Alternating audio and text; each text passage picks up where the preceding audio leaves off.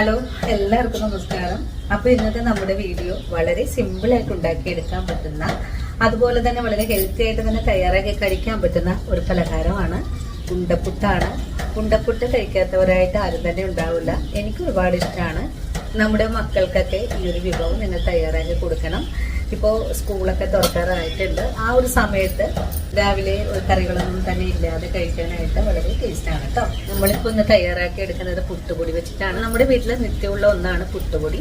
ആ ഒരു പുട്ടുപൊടി വെച്ചിട്ട് ഇത്രയും ടേസ്റ്റിയും ഹെൽത്തിയുമായിട്ടുള്ള വിഭവം വേറൊന്നുമില്ല എന്ന് തന്നെ പറയാം.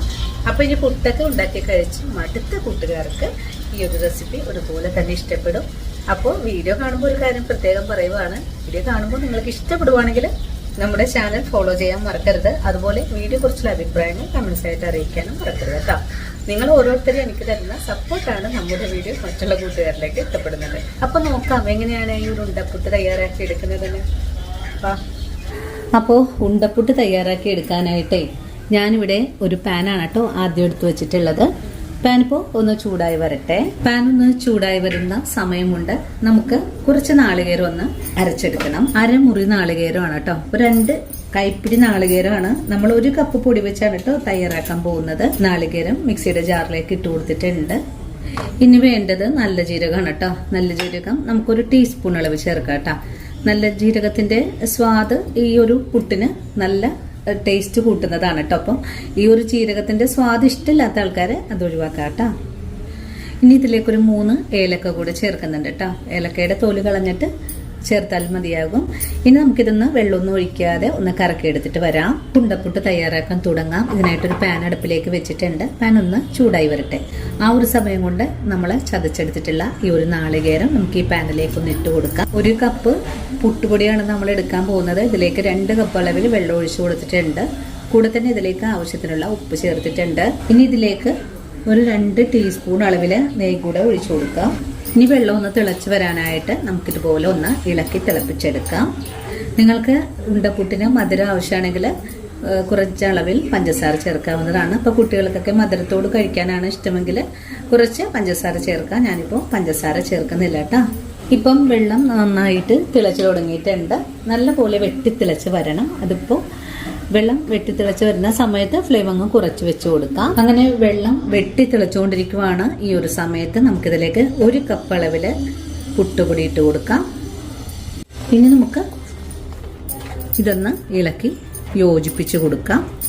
നിങ്ങളെടുക്കുന്ന പുട്ടുപൊടിയുടെ നനവ് പോലിരിക്കും നമുക്കിതിലേക്ക് ഒഴിച്ചു കൊടുക്കേണ്ട വെള്ളത്തിന്റെ അളവ്. ഇനി നമുക്ക് ഫ്ലെയിം അങ്ങ് ഓഫ് ചെയ്ത് കൊടുക്കാം. അങ്ങനെ നമ്മുടെ പൊടി ഞാനിവിടെ മിക്സ് ചെയ്തെടുത്തിട്ടുണ്ട്. നമുക്ക് ഈ എടുത്തിട്ടുള്ള 1 കപ്പ് പൊടിക്കും 2 കപ്പ് വെള്ളമാണ് നമ്മൾ ഒഴിച്ചു കൊടുത്തിട്ടുണ്ടായിരുന്നത്. അത് ഒരു കറക്റ്റായിട്ടുള്ളൊരു പാകമാണ് കേട്ടോ. കണ്ട, കറക്റ്റായിട്ടുള്ളൊരു അളവാണ്. ഇനിയിപ്പോൾ നിങ്ങളെടുക്കുന്ന അളവിൽ വെള്ളം കൂടി പോവുകയാണെങ്കിൽ കുറച്ചുകൂടെ പുട്ടുപൊടിയൊക്കെ ചേർത്തെടുത്താൽ മതിയാകും. ഇനിയിപ്പോൾ ഈ ഒരു രീതിയിലാണ് കേട്ടോ നമുക്കായി വന്നിട്ടുള്ളത്. അപ്പോൾ ഇനി നമുക്കിതൊന്ന് ഒരു 3 മിനിറ്റ് നേരം, അല്ലെങ്കിൽ ഇതിൻ്റെ ചൂടാറി വരുന്നത് വരെയും നമുക്കൊന്ന് മൂടി വെച്ച് കൊടുക്കാം. പൊടി ഒന്ന് മൂടി വെച്ച് കൊടുക്കുവാണ്. അങ്ങനെ 3 മിനിറ്റിന് ശേഷം നമ്മുടെ പൊടി ഒന്ന് തുറന്ന് നോക്കുവാണ്. പൊടിക്കിപ്പോൾ ചെറിയ ചൂടൊക്കെ ഉള്ളൂ. ഇനി നമുക്ക് കൈകൊണ്ടൊന്ന് ഉരുട്ടിയും കൂടി നോക്കാം. ചെറിയ ചൂടോടുകൂടി തന്നെ ഞാനിതുപോലെ ഒന്ന് ഷേപ്പാക്കി എടുക്കുന്നുണ്ട്. അങ്ങനെ എല്ലാ ബോളുകളും നമുക്ക് ഇതുപോലെ തന്നെ ഒന്ന് ഷേപ്പാക്കി എടുക്കാം.